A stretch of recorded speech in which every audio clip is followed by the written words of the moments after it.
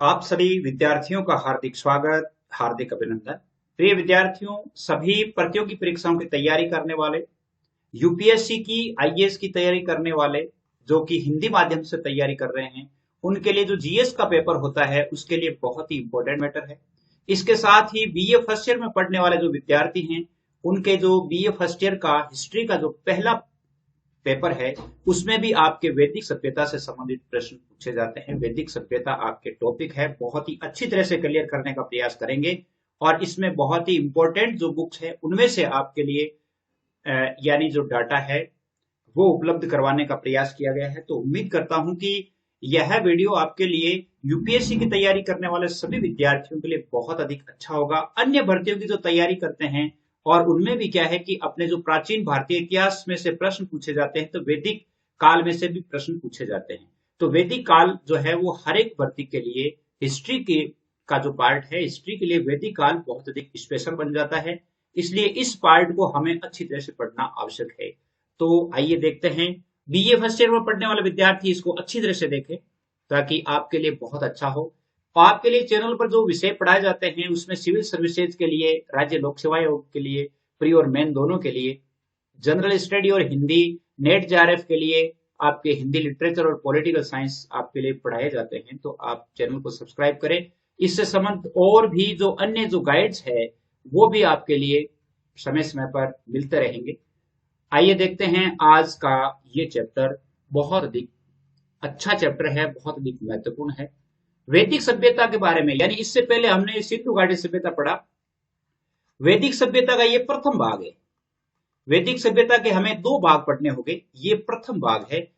तो सिंधु सभ्यता के बाद भारत में जो सभ्यता उदय हुई थी, या जिस सभ्यता का प्रादुर्भाव हुआ था, वो सभ्यता वैदिक सभ्यता के नाम से जाना जाता है। उसे आर्य सभ्यता भी कहते हैं। क्या नाम है उसका? आर्य सभ्यता भी कहते हैं। वैदिक सभ्यता जो भारत की प्राचीन सभ्यता है, और वैदिक सभ्यता में ही हमारे जो वेद हैं, वेदों की रचना हुई है, जो हमारे प्रामाणिक ग्रंथ भी माने जाते हैं। और यूं कहा जाता है कि वेद जो है वो बहुत ही महत्वपूर्ण ग्रंथ भी माने जाते हैं। वैदिक शब्द का वेद से ही यानी उदय हुआ है, यानी जिसका अर्थ होता है ज्ञान। वेद का अर्थ ही ज्ञान होता है। और वैदिक संस्कृति के जो निर्माता थे वो आर्य थे, यानी आर्य जो लोग थे वो वैदिक संस्कृति के निर्माता थे। वैदिक संस्कृति के जनक जो है वो आर्यों को कहा जाता है। और आर्य शब्द का अर्थ होता है श्रेष्ठ, उत्तम, अभिजात, कुलीन, उत्कृष्ट। आर्य शब्द का जो अर्थ है वो ये होता है, जैसे श्रेष्ठ है, उत्तम है, अभिजात है, कुलीन है, उत्कृष्ट है, ये होता है। और आर्य शब्द जो है, सबसे पहले मैक्स मूलर ने 1853 ईस्वी में आर्य शब्द का प्रयोग किया था। आर्य शब्द का प्रयोग जो है किसने किया था? मैक्स मूलर ने 1853 ईस्वी में किया था, क्योंकि एक श्रेष्ठ जाति के रूप में किया था। आर्यों की जो भाषा थी वो संस्कृत थी। कौन सी भाषा थी? संस्कृत थी। और आर्यों के निवास के कारण ही अपना जो भारत है वो आर्यव्रत कहलाता है। आर्यव्रत भी भारत को उन्हीं के नाम से जो है आर्यव्रत भी जाना जाता है, आर्यों का निवास स्थान होने के कारण ही। वैदिक संस्कृति जो है, वैदिक संस्कृति को दो भागों में बांटा गया है। दो भागों में बांटा गया, एक तो ऋग्वैदिक काल और एक उत्तर वैदिक काल। आज हम ऋग्वैदिक काल तक पढ़ेंगे, यानी 1500 से लेकर के 1000 ईस्वी पूर्व तक। 1500 से लेकर के 1500 ईस्वी पूर्व से लेकर के और 1000 ईस्वी पूर्व तक, यानी आज से लगभग 3500 वर्ष पहले, 3500 वर्ष पहले की जो स्थितियां थी, जो संस्कृति थी, उसके बारे में आज हम पढ़ेंगे। ऋग्वैदिक काल और उत्तर वैदिक काल का समय जो होता है वो 1000 ईस्वी पूर्व से 600 ईस्वी पूर्व तक का जो समय होता है वो उत्तर वैदिक काल के रूप में जाना जाता है। तो दो भागों में बांटा गया है। तो हम आज ऋग्वैदिक काल को पढ़ते हैं। ऋग्वैदिक काल में देखिए 1500 ईस्वी पूर्व से 1000 ईस्वी पूर्व तक का समय है। और ये जो समय का जो निर्धारण है बहुत अधिक विवादास्पद भी रहा है, लेकिन पूरा कंप्लीटली कोई भी नहीं कह सकता कि ये ऋग्वैदिक काल कितना पुराना था। और इनकी जो सटीक जानकारी है उसके बारे में कहना संभव भी नहीं है। लेकिन ऋग्वेद संहिता जो है उसका उसकी जो रचना है वो वैदिक काल में ही हुई थी। और उस समय की जो ऋग्वेद जो है वही हमारे लिए एकमात्र साहित्यिक स्रोत है। यानी प्राचीन भारतीय इतिहास को जानने के लिए, वैदिक काल की सभ्यता को यदि जानना है, तो उसके लिए ऋग्वेद या वेद कह सकते हैं, वो ही हमारे लिए सबसे अधिक महत्वपूर्ण साधन है, साहित्यिक स्रोत है, जिनके माध्यम से हम वैदिक काल की सभ्यता को पढ़ सकते हैं। और ये जो अपन ने सिंधु घाटी सभ्यता पढ़ी थी, तो सिंधु घाटी सभ्यता तो नगरीय सभ्यता थी और ये ग्रामीण सभ्यता थी, ये अंतर भी है। यानी वैदिक सभ्यता ग्रामीण सभ्यता थी और ऋग्वेद ये जो सिंधु घाटी सभ्यता है वो नगरीय सभ्यता थी। आर्य लोग जो थे उनका जो प्रारंभिक जीवन जो था वो पशुओं को चराना था, वो पशु चराते थे और कृषि कार्य उनके लिए बाद में था। तो इसका मतलब है कि वो कृषि भी करते थे और पशुपालन भी करते थे। प्राथमिकता उनके लिए पशुपालन थी, पशुओं का को पालते थे, पशुओं को चराते थे। और एक बहुत ही पुराना जो अभिलेख है जिसको बोगसकोई का अभिलेख कहते हैं, मध्य एशिया माइनर का, जो कि 1400 ईस्वी पूर्व का एक अभिलेख मिलता है। उस अभिलेख में ऋग्वेद काल के जो देवता हैं उनमें से जैसे इंद्र है, वरुण है, मित्र है, नासत्य है, इनका उल्लेख मिलता है। किसमें? बोगसकोई का जो अभिलेख है जो 1400 ईस्वी पूर्व में मध्य एशिया का एक यानी अभिलेख है उसमें मिलता है। हालांकि ये जो अभिलेख है वो पूर्णतया पढ़ा भी नहीं गया, पूर्णतया जो प्राप्त नहीं हुआ, लेकिन बहुत सारी जो अन्य जो संहिताएं है, अन्य जो ग्रंथ है उनमें इनका संकेत मिलता है। तो उसमें बोगसकोई का जो अभिलेख है उसमें इंद्र, वरुण, मित्र और नासत्य का उल्लेख मिलता है। इससे यह अनुमान लगाया जाता है इस अभिलेख से कि जो आर्य लोग जो थे वो ईरान से होकर भारत आए थे। आर्य किधर से आए थे? ईरान से होकर के भारत आए थे। और ईरानियों का एक प्रसिद्ध ग्रंथ है जिसका नाम है अवेस्ता। ऋग्वेद की अनेक बातें जो ईरानी भाषा का एक प्राचीनतम ग्रंथ है अवेस्ता। अवेस्ता में और अपने जो वेद हैं, ऋग्वेद है, उनमें समानताएं प्राप्त होती है। इसलिए ये भी कहा जा सकता है कि ईरानी संस्कृति से भी आर्यों का संबंध था। अब जो है अलग अलग विचार करते हैं लोग कि भाई जैसे आर्य लोग वो कहां से आए थे। मैक्स मुलर तो कहता है कि भाई मध्य एशिया से आए थे, बैक्ट्रिया से आए थे। कहां से आए थे? बैक्ट्रिया से आए थे। बाल गंगाधर तिलक कहते हैं कि उत्तरी ध्रुव से जो है वो अपने भारत में आए थे। डॉक्टर अविनाश चंद्र दास कहते हैं कि सप्त सिंधु प्रदेश से, सप्त सिंधु का अर्थ है 7 नदियां हैं, 7 नदियों के प्रदेश को सप्त सिंधु प्रदेश कहा जाता है। और ये कहा जाता है कि उस 7 नदियों वाले प्रदेश से भी अपने भारत में जो है अविनाश चंद्र कहते हैं कि उनका आगमन हुआ था। दयानंद सरस्वती कहते हैं ये तिब्बत से आए हैं। और नेरिंग एंड प्रोफेसर गार्डन चाइल्ड कहते हैं कि ये दक्षिणी रूस से आए हैं। गंगानाथ झा कहते हैं कि ये ब्रह्म ऋषि प्रदेश से आए। ये ब्रह्म ऋषि प्रदेश क्या है, सप्त सिंधु क्या है, इनके बारे में अभी आपको बताएंगे कि ये क्या क्या है, इनको क्यों कहा जाता है। ब्रह्म ऋषि देश से गंगानाथ झा कहते हैं कि ब्रह्म ऋषि देश से आए हैं। गाइल्स मोदे जो है वो ये कहते हैं कि हंगरी से आए हैं, यानी डेन्यूब नदी घाटी में ये लोग रहते थे और डेन्यूब नदी घाटी या हंगरी से ये लोग भारत आए हैं। प्रोफेसर जो पेंका है वो कहते हैं कि ये जर्मनी के मैदानी भागों से यहाँ पर आए। तो ये 8 प्रकार के विचार है वो प्रचलित है कि आर्य जो है भारत में किस प्रकार आए। तो सबसे ज्यादा मूल रूप से है मैक्स मुलर का जो विचार है मध्य एशिया वाला, वो सबसे ज्यादा प्रभावी है। सबसे ज्यादा यही माना जाता है कि आर्य लोग हैं वो मध्य एशिया से अपने भारत में आए थे। और ये बात प्रोफेसर मैक्स मुलर ने कही थी 1853 ईस्वी में। उन्होंने आर्य शब्द का प्रयोग भी किया था, जिसके बारे में हम जान चुके हैं। अब आर्यों का जो भौगोलिक विस्तार है वो कैसा था, देखिए। आर्यों की आरंभिक इतिहास की जो जानकारी है वो ऋग्वेद है। क्या है? ऋग्वेद से हमें जानकारी प्राप्त होती है। ऋग्वेद में आर्यों का निवास स्थल है वो सप्त सिंधु प्रदेश मिलता है। सप्त सिंधु क्षेत्र को कहा जाता है। और सप्त सिंधु क्षेत्र का अर्थ है कि 7 नदियों का क्षेत्र। 7 नदियां कौन कौन सी थी? सिंधु, सरस्वती, शतुद्री जिसको सतलज कहा जाता है, विपाशा जिसको व्यास कहते हैं, परुष्णी जिसको रावी कहते हैं, वितस्ता जिसको झेलम कहते हैं, अश्विनी जिसको चिनाब नदी कहा जाता है। ये 7 नदियां थी जिनमें सिंधु, सरस्वती, सतलज, व्यास, रावी, वितस्ता और अश्विनी यानी चिनाब, ये 7 नदियां हैं। इन 7 नदियों के बीच में या इस प्रदेश में, इस क्षेत्र में रहने वाले जो लोग थे उनको आर्य कहा गया था। और ये लोग हैं वो यहाँ से भारत आए हैं। तो ऋग्वेद की जो जानकारी है उसके अनुसार आर्यों का विस्तार अफगानिस्तान, पंजाब, पश्चिमी उत्तर प्रदेश तक था।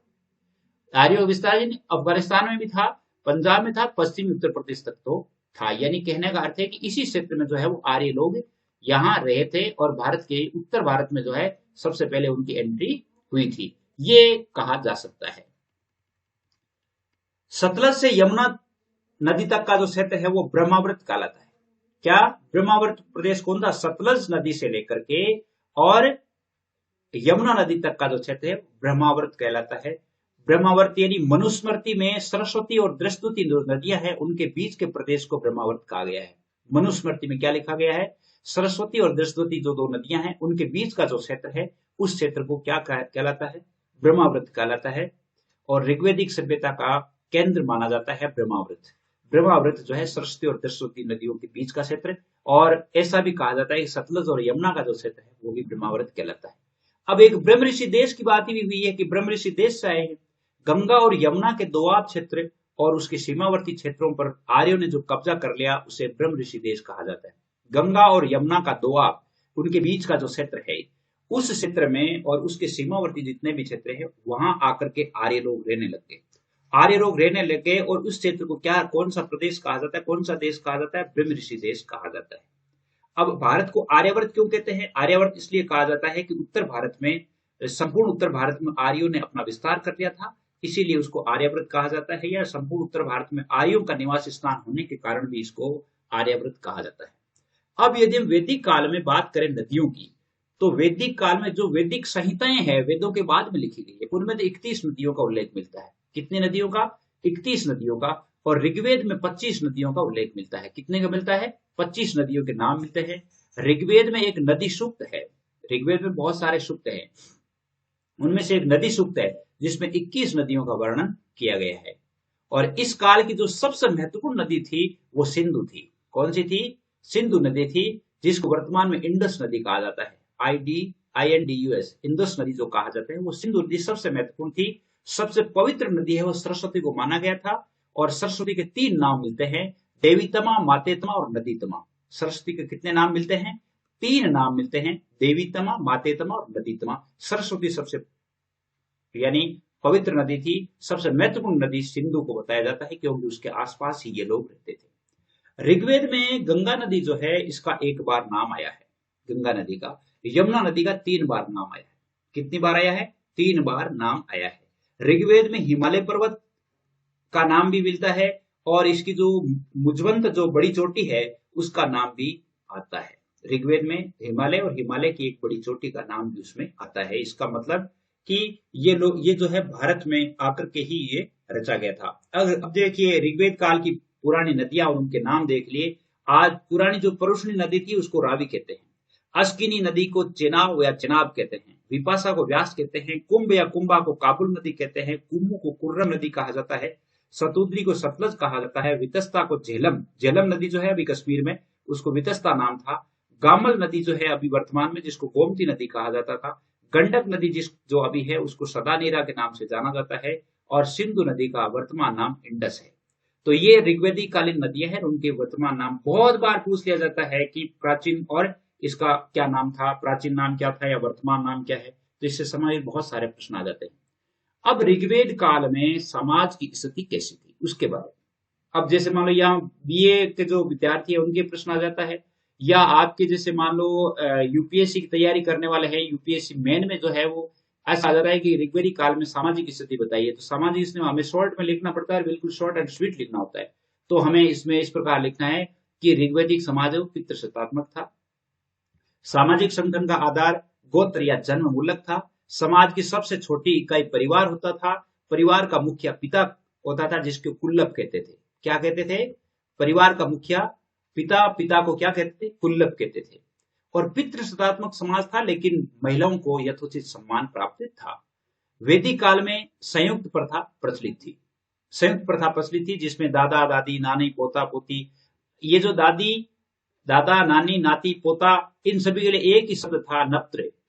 नप्त्र जो शब्द है वो ये जो अन्य जो जितने भी, जैसे पिता के अलावा, माता के अलावा, भाई बहन के अलावा जितने भी जो संबंध है उसके लिए नप्त्र शब्द का प्रयोग होता था। इसमें देखिए ऋग्वेदिक काल में वर्ण व्यवस्था के चिन्ह, वर्ण व्यवस्था थी। और ऋग्वेद का जो 10वां मंडल है, 10वां मंडल जो है अंतिम मंडल, प्रथम और 10वां ये बाद में रचे गए हैं। 10 मंडल है, 10 मंडल में पहला मंडल और 10वां मंडल ये सबसे नवीनतम है, यानी सबसे बाद में ये लिखे गए। 10वें मंडल में पुरुष सूक्त में 4 वर्णों की उत्पत्ति का वर्णन मिलता है ऋग्वेद में। ऋग्वेद का 10वें मंडल में उसमें ये लिखा हुआ है कि विराट पुरुष से मनुष्य की उत्पत्ति हुई है। मनुष्य के जितने भी जो ब्राह्मण, क्षत्रिय, वैश्य, शूद्र बने हैं मुख से ब्राह्मण माना गया है, भुजाओं से क्षत्रिय को माना गया है, जांघों से वैश्य को माना गया है, पैरों से शूद्र को माना गया है। और वैदिक काल में स्त्रियां जो है वो अपने पति के साथ यज्ञ में भाग लिया करती थी। ऐसा कहा जाता है यत्र नार्यस्तु पूजन्ते रमन्ते तत्र देवता। उस समय की स्थिति के बारे में ये कहा जा सकता है। बाल विवाह और सती प्रथा और पर्दा प्रथा नहीं था। उसमें बाल विवाह भी नहीं था, सती प्रथा भी नहीं थी, पर्दा प्रथा का प्रचलन भी नहीं था। पुत्रियों का भी उपनयन संस्कार होता था।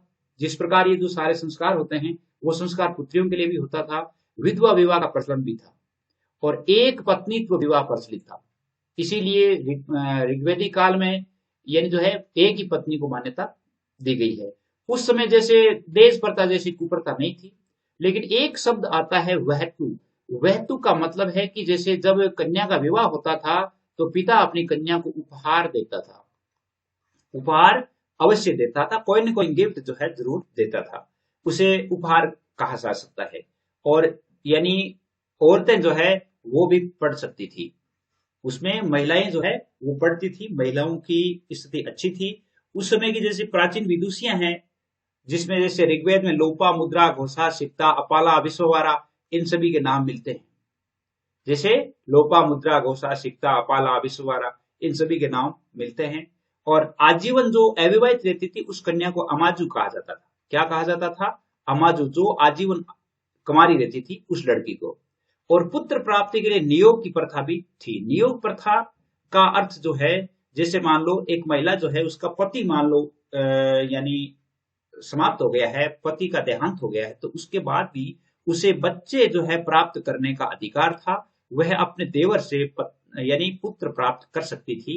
ये एक नियोग पद्धति थी और नियोग पद्धति जो है उस समय मान्य थी। नियोग पद्धति के माध्यम से तो ऋग्वेदिक काल में दास प्रथा का प्रचलन था। लेकिन दास जो है वो यूनान और रोम की भांति नहीं थे। दास प्रथा तो थी लेकिन यूनान और रोम की भांति नहीं थे। आर्य लोग जो थे मांसाहारी भी थे और शाकाहारी भी थे, दोनों तरह के थे। ऋग्वेद काल में सोम और सुरा दोनों की बात मिलती है। सोम यानी अमृत और शराब दोनों की बात मिलती है। और यहाँ के जो लोग हैं सूत, ऊन और चर्म के बने हुए वस्त्र पहनते थे। सूत भी काटते थे, ऊन के वस्त्र भी पहनते थे और चर्म से यानी चमड़े से बने हुए वस्त्र भी वो पहनते थे। और उसमें क्या होता था, विवाह को एक पवित्र संस्कार भी माना जाता था। तो इस प्रकार ये थे। और उस समय जो विवाह है वो दो प्रकार के थे। कितने थे? दो प्रकार के विवाह थे। दो प्रकार के विवाहों में एक तो अनुलोम विवाह था और एक प्रतिलोम विवाह था। अनुलोम विवाह तो उच्च वर्ण का पुरुष और निम्न वर्ण की स्त्री यानी उच्च कास्ट का लड़का और निम्न कास्ट की लड़की, इनका जब विवाह होता था तो उसे अनुलोम कहते थे। प्रतिलोम जब उच्च वर्ण की स्त्री होती थी और निम्न वर्ण का पुरुष, ये दोनों जब विवाह करते थे तो उसे प्रतिलोम विवाह कहा जाता था। अनुलोम और प्रतिलोम विवाह उस समय प्रचलित थे।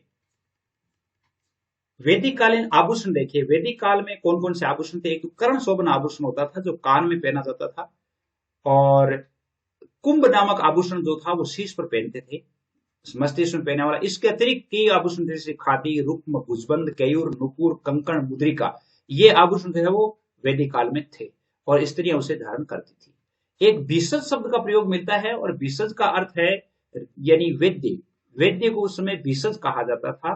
भिषज जो है वो अश्विनी का देवता भी, अश्विनी देवता को भी भिषज कहते हैं। यानी जो है ऋग्वेद में क्या है, वैद्य के लिए भिषज शब्द का प्रयोग हुआ है। उस समय की बीमारियों में एक नाम मिलता है यक्ष्मा। यक्ष्मा जिसको तपेदिक कहा जा सकता है। और अनेक स्थलों में इसका प्रयोग हुआ है कि उस समय जो लोगों में ये बीमारी होती थी। और जब आदमी का देहांत होता था तो उसे अग्नि में जलाया जाता था और कहीं कहीं दफनाया भी जाता था। अब जैसे मान लो बहुत सारे जैसे साधु सन्यासी होते थे, उसे दफनाया नहीं जाता था, उसे दफनाया जाता था। और जो आम जो लोग थे उनके लिए जलाया जाता था। बड़े राजा महाराजा थे उनकी भी हो सकता है कि समाधियां हो और समाधियों में क्या है कि उसे दफना दिया जाता था। तो यानी कहने का अर्थ है कि अग्नि संस्कार भी होता था, अग्नि में भी जलाया जाता था और दफनाया भी जाता था। तो ये तो वहां की सामाजिक स्थिति थी। राजनीतिक स्थिति की यदि हम बात करें, राजनीतिक स्थिति कैसी थी? तो राजनीतिक स्थिति आप पता है कि समाज में कबीलाई व्यवस्था थी, मतलब कबीले थे बड़े बड़े। और ये लोग जो जनों और कबीलों में विभाजित थे। कबीले का एक राजा होता था जिसे गोप कहा जाता था। कबीले के राजा को क्या कहते थे? गोप कहते थे। आर्यों को पंचजन भी कहा गया, मतलब 5 कबीले हुआ थे। पंचजन का अर्थ है 5 कबीले। और वो 5 कबीले कौन कौन से थे? अनु, दुहु, उरु, तुर्वस और यदु। ये 5 कबीले थे। इन 5 कबीलों में ये आर्य लोग है वो विभाजित थे। अब जैसे मानो ऋग्वेद काल में राज्य का मूल आधार परिवार था। परिवार का मुखिया अपन अभी पढ़ रहे थे, कुल्लभ कहलाता था। परिवार का मुखिया पिता को कुल्लभ भी कहते थे, गृहपति भी कहते थे। और कुलों के आधार पर क्या होता था? परिवारों के आधार पर एक ग्राम बनता था और ग्राम का जो मुखिया होता था वो ग्रामणी कहलाता था। और अनेक ग्रामों से मिलकर के विश्व बनता था, जिसका प्रधान जो होता था विश्वपति कहलाता था। और विश्व से मिलकर के जन बनता था और उसका जो मुखिया है वो विश्व यानी जनपति कहलाता था। तो यूं कह सकते हैं कि परिवार से क्या बना, यानी सबसे पहला कुल्लभ यानी परिवार से ग्राम बना, ग्राम का मुखिया ग्रामणी, ग्रामों से विश्व बना, विश्व का मुखिया विश्वपति, विश्व से जन बना, जन का मुखिया जनपति या पुरोहित, और उन सभी के ऊपर राजा होता था। तो अंतिम इकाई जो है राजा होता था, इससे नीचे ये छोटी इकाइयां होती थी। अब एक ऋग्वेदिक काल में एक 10 राज्य युद्ध का वर्णन भी मिलता है, जिसका अर्थ है 10 राजाओं के साथ युद्ध, 10 राजाओं का एक साथ युद्ध। और वो युद्ध कहां लड़ा गया था? रावी नदी के तट पर, परुष्णी नदी के तट पर। भरतवंश के राजा सुदास और 10 जनों के बीच, 10 जन जो थे उनके बीच, और 5 आर्य थे, 5 अनार्य थे, उनके बीच में ये युद्ध हुआ था।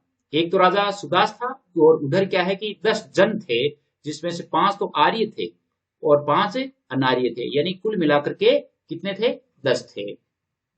और अंत में जो युद्ध जो है राजा सुदास ने जीता था, और इस युद्ध का वर्णन है वो ऋग्वेद में विस्तार से किया गया है। 10 राज्य युद्ध का वर्णन किस में किया गया है? ऋग्वेद में किया गया है।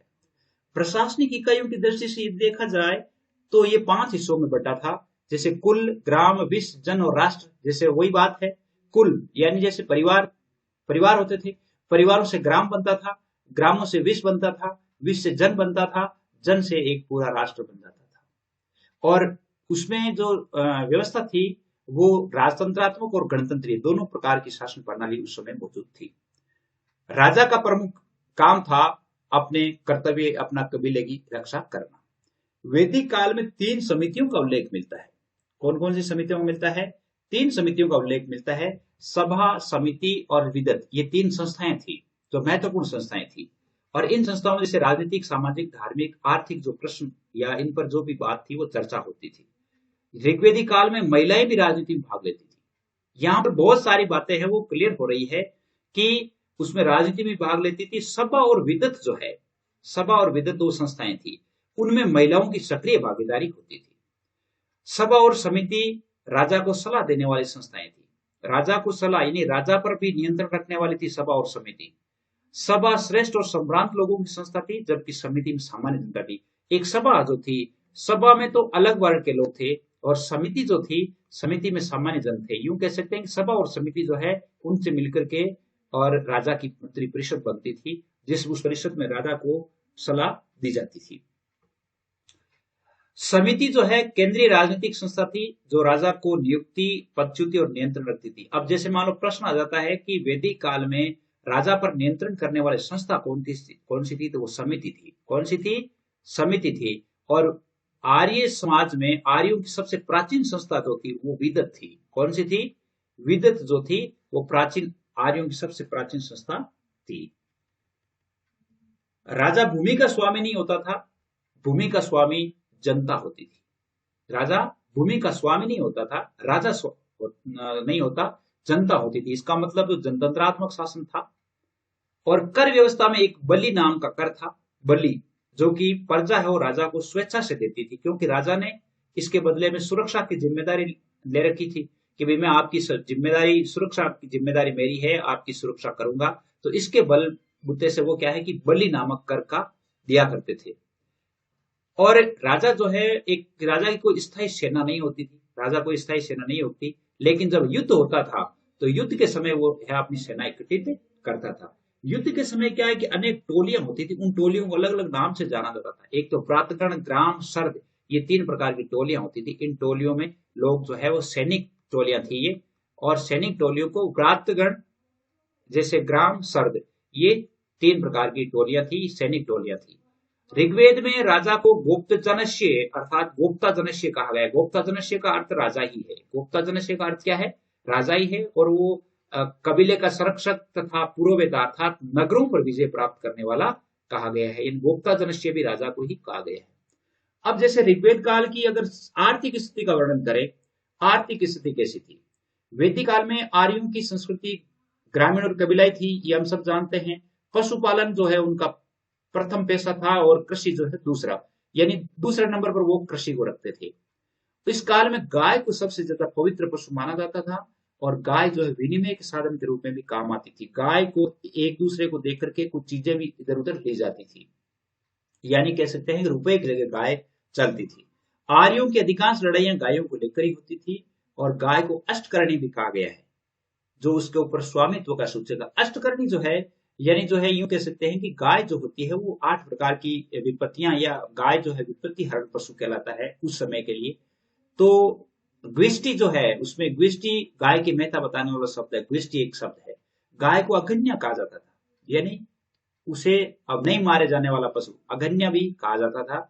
और गाय की हत्या करने वाले आदमी को मृत्युदंड तक अथवा उसे देश निकाले की व्यवस्था थी।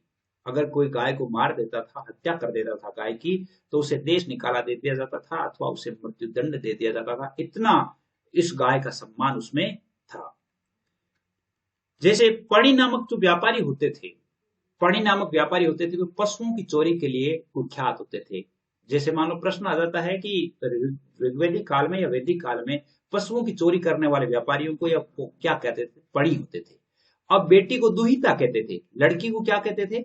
दुहिता कहते थे। दुहिता क्यों कहते थे? क्योंकि वह गाय का दूध दूहती थी।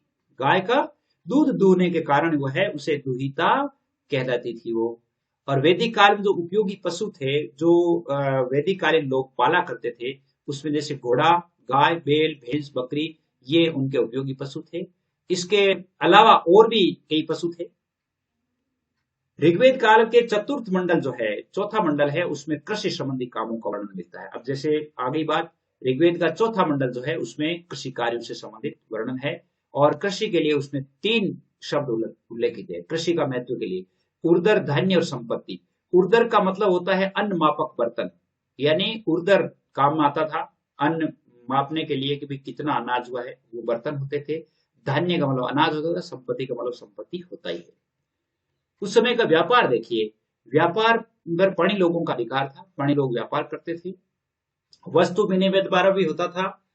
और जैसे वस्तु विनिमय के रूप में जैसे गायों, घोड़ों सहित एक निष्क का नाम भी उल्लेख मिलता है। निष्क का नाम, जैसे गाय, घोड़ा, पशुओं का विनिमय तो होता था ही, इसके अलावा एक निष्क भी आता है नाम। और निष्क का अर्थ होता है सोने का टुकड़ा या सोने का आभूषण या सोना। यूं कह सकते हैं कि सोने का विनिमय भी होता था। और उस समय जो है लोग पैसे देते थे तो ब्याज भी लेते थे, उनको वेकनाट कहा जाता था। अधिक ब्याज लेने वाले जो सूदखोर लोग होते थे उनको वेकनाट कहते थे। और वैदिक काल में जो शिल्पकार जो थे, जैसे काम करने वाले थे, उनमें से बढ़ई है, रथकार है, बुनकर है, चर्मकार है, कुमार है, इनके उल्लेख मिलते हैं। सोना जो है, सोना के लिए उसमें हिरण्य शब्द का उल्लेख किया गया है। वैदिक काल में हिरण्य शब्द मिलता है और हिरण्य शब्द का अर्थ सोना होता है। कपास का उल्लेख कहीं भी नहीं है। वैदिक काल में कपास या वेदों में कपास की कोई बात नहीं लिखी गई है। अष्टकर्णी नाम जब लिखा हुआ है तो इसका मतलब यह है कि वैदिक कालीन लोगों को अंकों की जानकारी थी। अंकों की जानकारी थी, इसलिए अष्ट नाम आया है। इससे हम ये अंदाजा लगा सकते हैं। उसमें अयस शब्द का भी इस काल में प्रयोग हुआ है। अयस, अयस वैसे अपने तो अभी जैसे लो धातु के लिए अयस का प्रयोग होता है, लेकिन उस समय जो है अयस के लिए लोह का नहीं हुआ है, उसमें तांबे या कांसे के लिए प्रयोग हुआ है। अयस शब्द का वैदिक कालीन या ऋग्वेद में जो अयस शब्द है उसके लिए लोहे के लिए नहीं हुआ है, तांबे या कांसे के लिए हुआ है। और इस काल के लोग लोहे से परिचित नहीं थे। इस काल के लोग लोहे से परिचित नहीं थे। तो ये स्थिति हो गई। अब धार्मिक स्थिति देख लीजिए इसकी। ऋग्वेद काल की धार्मिक स्थिति कैसी थी? धार्मिक काल का मुख्य उद्देश्य था भौतिक सुखों की प्राप्ति। भौतिक सुखों में वो एक तो पुत्र प्राप्ति और पशुओं की प्राप्ति करना था कि उनके पास अधिक से अधिक पशु हो और अधिक से अधिक उनके पुत्र हो। आर्य लोग जो थे वो बहुदेववादी थे। एक ही देवता नहीं, बहुत सारे देवता थे, लेकिन एकेश्वरवाद में विश्वास करते थे। ऋग्वेद में अनेक देवताओं के अस्तित्व की बात की गई है। इसमें देवियों की बातें नहीं की गई है। जो सभी देवता है प्राकृतिक शक्तियों के प्रतीक थे। इसमें जो है देवताओं को 3 श्रेणी में बांटा गया है। कितनी श्रेणी में? 3 श्रेणी में बांटा गया है। कौन कौन से? एक तो सूर्य, धोंस, वरुण, यानी आकाश के देवता। पहले आकाश के देवता है, फिर अंतरिक्ष के देवता है, फिर पृथ्वी के देवता है। आकाश के देवता में सूर्य, धोंस, वरुण, मित्र, पुष्ण, विष्णु, सविता, आदित्य, उषा और अश्विन। अब जैसे आकाश को हम तो आकाश और अंतरिक्ष सेम ही मानते हैं, लेकिन अंतरिक्ष का मतलब हम ब्रह्मांड कहते हैं। क्या कहते हैं? ब्रह्मांड कहते हैं। आकाश एक अलग चीज है, यानी अलग मैटर है। तो इसलिए उसमें क्या है कि बड़े क्षेत्र को तो क्या कहते थे? अंतरिक्ष कहते थे, और उससे लघु क्षेत्र को वो क्या कहते थे? आकाश कहते थे। आकाश एक ब्रह्मांड का भाग था। लेकिन इसमें जो ब्रह्मांड के जो देवता है, अंतरिक्ष के जो देवता है, उसमें इंद्र, रुद्र, वायु, मरुत, पर्जन्य, यम, प्रजापति, इनको अंतरिक्ष के देवता मानते थे। पृथ्वी के देवताओं में वो मानते थे अग्नि, सोम, पृथ्वी, बृहस्पति, सरस्वती, इनको भी पृथ्वी के देवता मानते थे। ऋग्वेद में इंद्र को पुरंदर कहा जाता है। क्या कहा जाता है? पुरंदर कहा जाता है। और पुरंदर के लिए यानी इंद्र के लिए 250 सूक्त है ऋग्वेद में। ऋग्वेद में अकेले इंद्र के लिए 250 सूत्र है। सबसे ज्यादा इंद्र का नाम आया है। इसलिए इंद्र जो है युद्ध का नेता माना जाता था। वर्षा, आंधी, तूफान का देवता है, वो भी इंद्र को ही माना गया है। इंद्र आयु का युद्ध का नेता और वर्षा, आंधी, तूफान का देवता माना जाता है। और दूसरा जो महत्वपूर्ण देवता था वो था अग्नि। अग्नि के लिए 200 सूक्त है, मतलब 200 श्लोक है। 250 श्लोक तो केवल इंद्र के लिए है, 200 श्लोक है वो अग्नि के लिए है। और अग्नि का काम क्या था? मनुष्य और देवताओं के बीच मध्यस्थता स्थापित करना, मनुष्य और देवताओं के बीच सामंजस्य स्थापित करने का काम अग्नि का होता था। तीसरे प्रमुख देवता है वरुण थे, जिसके लिए 30 श्लोक है वो समर्पित है, और जो जल निधि का प्रतिनिधित्व करते थे। वरुण को जल निधि का प्रतिनिधित्व कहा जाता था, और वरुण को ऋतस्य गोपा भी कहा जाता है। ऋतस्य गोपा मीन्स वरुण। ऋतस्य गोपा का मतलब क्या है? वरुण। विश्वामित्र द्वारा रचित जो गायत्री मंत्र है, इसका उल्लेख 3रे मंडल में है। देखिए, कृषि कार्य का मंडल 4थे मंडल में है। तो विश्वामित्र यानी गायत्री मंत्र का जो रचना है, किसने की? विश्वामित्र ने की। और उसकी रचना कौन से मंडल में है? 3रे मंडल में है। 3रे मंडल में है। और जो किसको समर्पित है? सविता को समर्पित है। सविता किसका नाम है उसमें? सूर्य को है। तो गायत्री मंत्र है वो सूर्य को समर्पित है। सोम को पेय पदार्थ का देवता माना जाता था, जो कि 9वें मंडल में सोम का उल्लेख मिलता है। सोम का उल्लेख है वो कौन से मंडल में मिलता है? 9वें मंडल में मिलता है। एक धोंस जो है अपन देखा था, अपन आकाश का देवता माना जाता है। ऋग्वेद काल में सबसे प्राचीन काल का या प्राचीन जो है देवता है वो कौन सा है? धोंस को माना जाता है, सबसे पुराना। सरस्वती नदी की देवी थी, जो बाद में विद्या की देवी हो गई। सबसे पहले सरस्वती को नदी तमा, यानी जो माते तमा इनके नाम थे ना, तो उसपे अब फिर वो विद्या की देवी मानी जाने लगी। ऋग्वेद काल में मूर्ति पूजा का उल्लेख नहीं मिलता है। मूर्ति पूजा का उल्लेख ऋग्वेद काल में नहीं मिलता है। पुष्ण जो है ऋग्वेद काल में पशुओं के देवता थे, और वो उत्तर वैदिक काल में शूद्रों के देवता हो गए। रुद्र को है वो चिकित्सा का संरक्षक माना जाता है। रुद्र को चिकित्सा का संरक्षक मानते हैं। और व्हीलर जो है उसने रुद्र को यूनानी देवता अपोलो के समान माना है। अपोलो के समान किसको माना गया है? रुद्र को माना गया है। ऋग्वेद का प्रथम मंडल और 10वां मंडल, ऋग्वेद का प्रथम मंडल और 10वां मंडल सबसे बाद में लिखा गया है। प्रथम मंडल और 10वां मंडल, अभी मैंने आपसे कहा था टोटल मंडल 10 है, उनमें से पहला मंडल और अंतिम 10वां मंडल ये बाद में लिखे गए हैं। बाद 2 से लेकर के 9 तक के जो 8 मंडल है वो पुराने हैं, यानी प्राचीन काल के। तो मैं समझता हूं कि वैदिक काल तक की स्थिति आपके अच्छी तरह से क्लियर होगी। कैसी क्लियर हुई जरूर बताइएगा। आज के लिए बस इतना ही। जय हिंद, जय भारत।